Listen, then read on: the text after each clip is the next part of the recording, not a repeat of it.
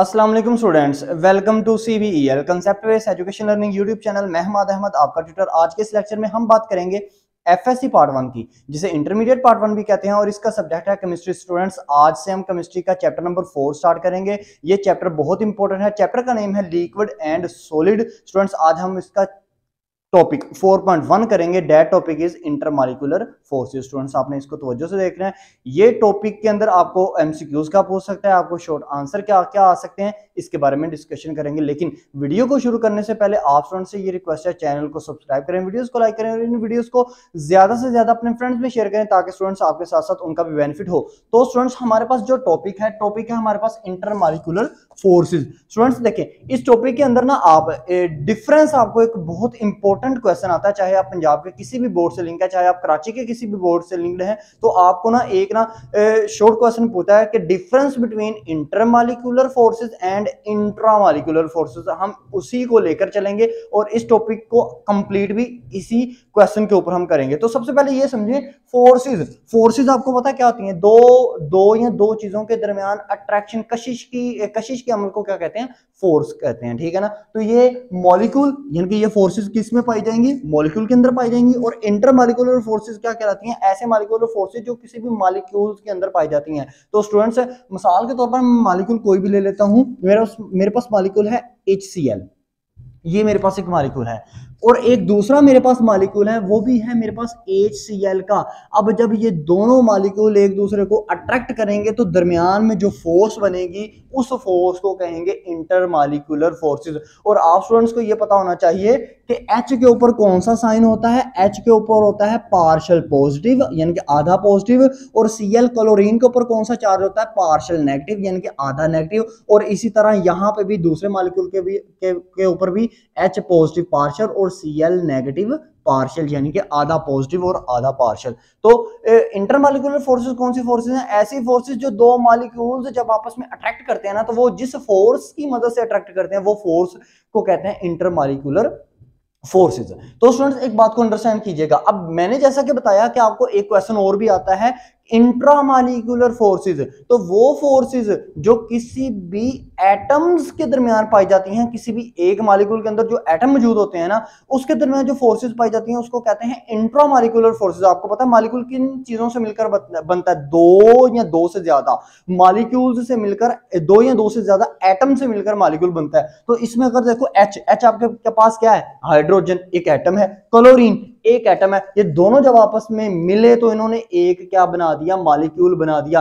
और H और Cl, खाली H और खाली Cl के दरमियान जो फोर्स ऑफ अट्रैक्शन होगी, उस फोर्स ऑफ अट्रैक्शन को इंटरमॉलिक्यूलर फोर्सेस नहीं कहेंगे बल्कि इंट्रामॉलिक्यूलर फोर्सेस कहेंगे। तो स्टूडेंट्स, हम अपने क्वेश्चन की तरफ चलते हैं, जो कि हमें डिफरेंस में वो पूछता है कि difference between inter molecular forces या फोर्स, और दरमियान में सेंटर में आपने लाइन लगानी है, और intra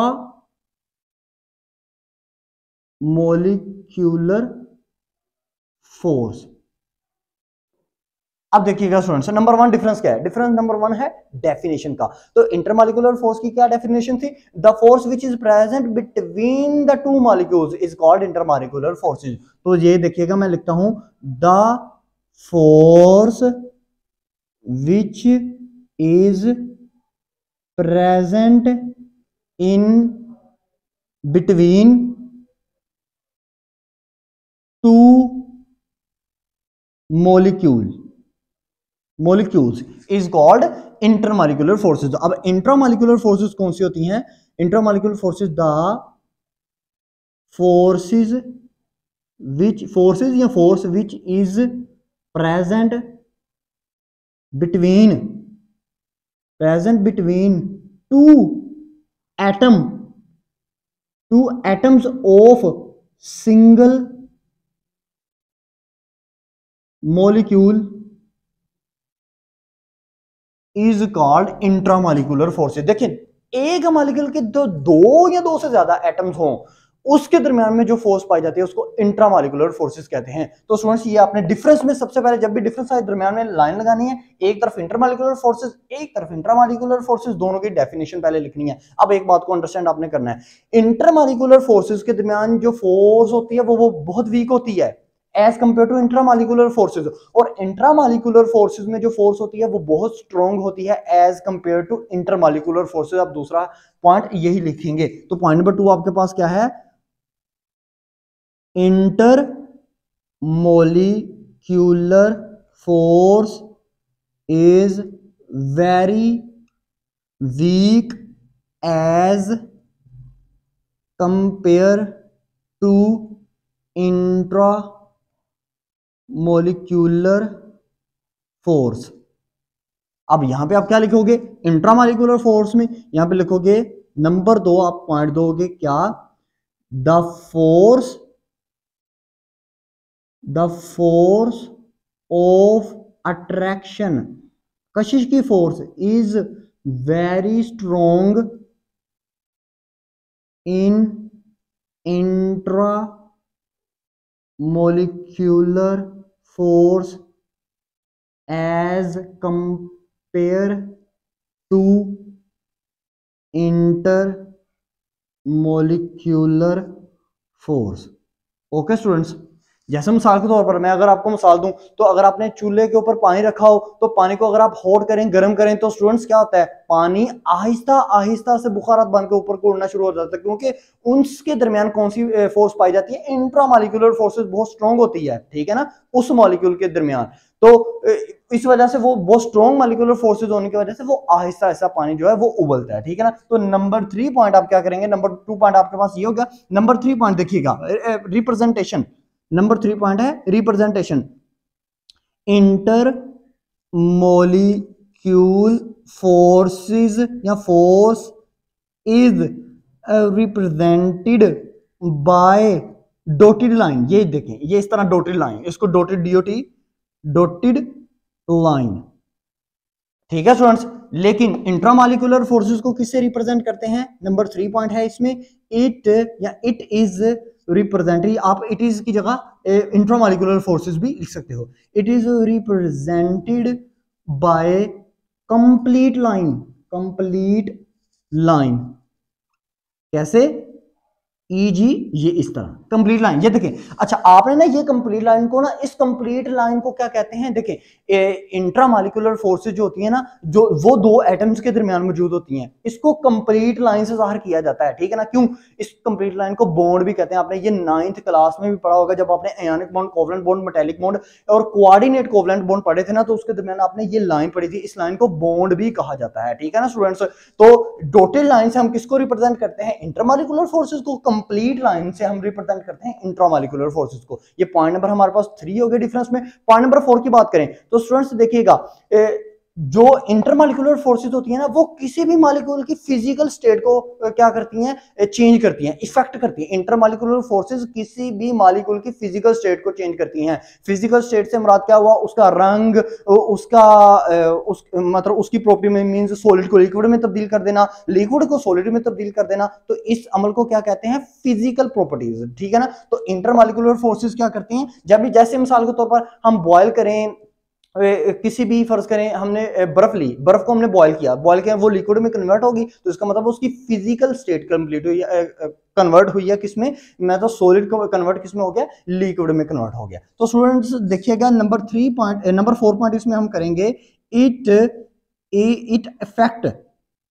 effects on physical properties, यानी कि इंटरमॉलिक्यूलर फोर्सेस किसके ऊपर अफेक्ट करती हैं, किसी भी मॉलिक्यूल की फिजिकल प्रॉपर्टीज के ऊपर असरअंदाज होती हैं। और इसमें देखें number 4 point, it effects on chemical properties. अब 4 पॉइंट आपके डिफरेंस में हो गए। पॉइंट नंबर 5 की बात करते हैं, वैलेंस इलेक्ट्रॉन की।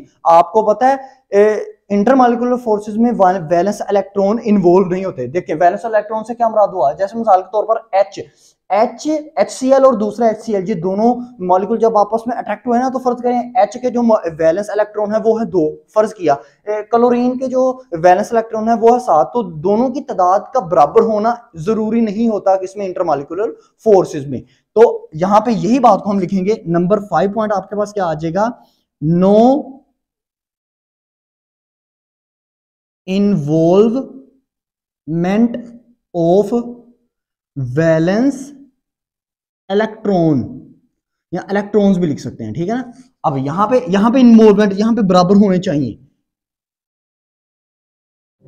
Involvement of valence electron is needed या रिक्वायर्ड, ठीक है ना स्टूडेंट्स। इसमें जरूरत होती है इंट्रामॉलिक्यूलर फोर्सेस में, इसमें जरूरत नहीं होती इंटरमॉलिक्यूलर फोर्सेस में वैलेंस इलेक्ट्रॉन की। अब बात करते हैं हम टाइप्स की। तो देखें स्टूडेंट्स, इंटरमॉलिक्यूलर फोर्सेस की कितनी टाइप्स होती हैं, तो टाइप्स आपको मैं डिस्कस करता हूं। टाइप्स में नंबर 1 आपके पास आ जाता है डाइपोल फोर्सेस, जो कि आप पढ़ेंगे भी आगे, dipole forces. Number 2 ion dipole forces. Number 3 dipole induce dipole force. और नंबर 4 लंदन डिस्पर्शन फोर्स। ये 4 किस्म की फोर्सेस होती हैं किसके अंदर, 4 किस्म की टाइप्स होती हैं किसकी, इंटरमॉलिक्यूलर फोर्सेस की, जो कि आप इसी चैप्टर के आगे पढ़ेंगे। तो इंट्रामॉलिक्यूलर फोर्सेस की कितनी टाइप्स होती हैं, इसकी टाइप्स होती है नंबर 1 आयोनिक बॉन्ड, जो कि आपने 9th क्लास में डिटेल में पढ़ा था। Number 2 covalent bond. Number 3 coordinate covalent bond. Number 4 metallic bond. Students ये किसकी है, ये इंट्रामॉलिक्यूलर फोर्सेस की टाइप है, और ये आप चैप्टर नंबर 6 के अंदर पढ़ेंगे अपने इसी साल केमिस्ट्री के अंदर। तो स्टूडेंट्स ये आपका डिफरेंस के अंदर मैंने आपसे पॉइंट शेयर किए। अगर आपने पेपर में ना कुछ भी ना लिखना हुआ, तो आपने कम से कम 2 डिफरेंस लाजमी लिखने हैं। कौन कौन से, डेफिनेशन, दोनों की डेफिनेशन, इंटरमॉलिक्यूलर फोर्सेस की डेफिनेशन, इंट्रामॉलिक्यूलर फोर्सेस की डेफिनेशन, और टाइप्स लाजमी लिखनी है, ठीक है ना। यानी इंटरमॉलिक्यूलर फोर्सेस की कौन कौन सी टाइप्स हैं और इंट्रामॉलिक्यूलर फोर्सेस की कौन कौन सी टाइप्स हैं। मिनिमम आपने 2 डिफरेंस के पॉइंट लाजमी लिखना है, और डिफरेंस जब भी लिखना है तो दरमियान में, पेज के दरमियान में लाइन डालकर फिर डिफरेंस लिखना है। और ये अलग-अलग से भी पूछ सकता है स्टूडेंट्स, आपको कह सकता है डिफाइन इंटरमॉलिक्यूलर फोर्सेस, या आपको कह सकता है डिफाइन इंट्रामॉलिक्यूलर फोर्सेस। आपको ऐसे भी कह सकता है what are the types of intermolecular forces या इंट्रामॉलिक्यूलर फोर्सेस। आपको ऐसे भी स्टूडेंट्स को कह सकता है एमसीक्यूज के अंदर कि क्या इंटरमॉलिक्यूलर फोर्सेस के अंदर वैलेंस इलेक्ट्रॉन की जरूरत होती है, आप कहेंगे नहीं होती। आपको ऐसे भी कह सकता है एमसीक्यूज के अंदर क्या कि इंटरमॉलिक्यूलर फोर्सेस कौन सी प्रॉपर्टी को इफेक्ट करती है, फिजिकल या केमिकल, तो आपने लिखना है फिजिकल प्रॉपर्टी को इफेक्ट करती है। ओके स्टूडेंट्स, और इसी तरह आपको एमसीक्यूज में ये भी पूछ सकता है कि कौन सी फोर्सेस के अंदर ज्यादा स्ट्रॉन्ग होती है दूसरे के मुकाबले में, तो इंट्रामॉलिक्यूलर जो फोर्स होती है वो इंटरमॉलिक्यूलर फोर्स के मुकाबले में ज्यादा स्ट्रॉन्ग होती है। आई होप सो स्टूडेंट्स आपको ये पता चल गया होगा। और आखिरी आपको क्या एमसीक्यूज पूछ सकता है, what is the representation of intermolecular forces. तो इंटरमॉलिक्यूलर फोर्सेस की रिप्रेजेंटेशन क्या है, डॉटेड लाइन।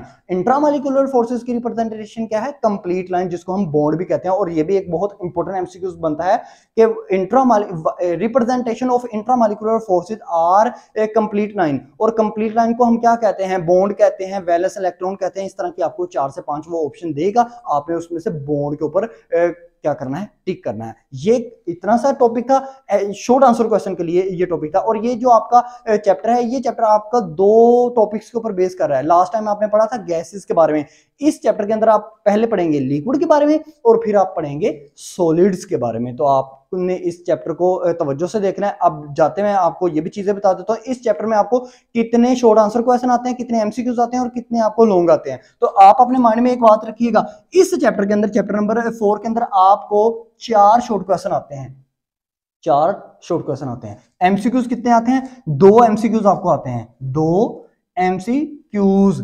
लॉन्ग क्वेश्चन, एक लॉन्ग क्वेश्चन इस चैप्टर में से मस्ट आता है स्टूडेंट्स, ये बात को आपने अंडरस्टैंड करना है। तो आपके 4 शॉर्ट आंसर क्वेश्चन 8 नंबर के, आपके 2 एमसीक्यूज यानी कि 10 नंबर के, और लॉन्ग आपका 4 से 5 मार्क्स का। इसका मतलब है 14 से 15 नंबर का जो पेपर है स्टूडेंट्स आपका चैप्टर नंबर 4 से लाजमी आएगा। आपने इस चैप्टर को छोड़ना नहीं, बहुत तवज्जो से करना और हमारी वीडियोस को देखते रहना है ताकि आपको आपके लेवल तक जाके एजुकेशन प्रोवाइड की जा रही है इस यूट्यूब चैनल के जरिए से। और क्या क्या चीजें आपको पेपर में पूछ सकते हैं वो भी साथ साथ डिस्कस किया जा रहा है। आपने इस चैनल को ज्यादा से ज्यादा प्रमोट करना है अपने फ्रेंड्स के अंदर में। आई होप आपको वीडियो अच्छी लगी होगी। वीडियो अच्छी लगी तो लाइक कीजिएगा, चैनल को सब्सक्राइब करना आपके लिए जरूरी है क्योंकि इस चैनल को आपको आपके लेवल तक जाके एजुकेशन प्रोवाइड की जा रही है। अब तक के लिए इतना ही, अपना ख्याल रखें, अपने इस यूट्यूब चैनल का भी। अल्लाह हाफिज।